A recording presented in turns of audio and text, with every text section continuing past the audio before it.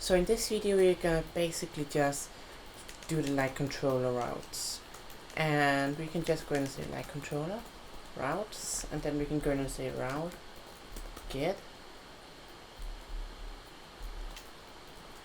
like, and then we can say post, and then we can pass in ID. Then we can go in and under social like controller follow, and I think we should call this to the likes, of course.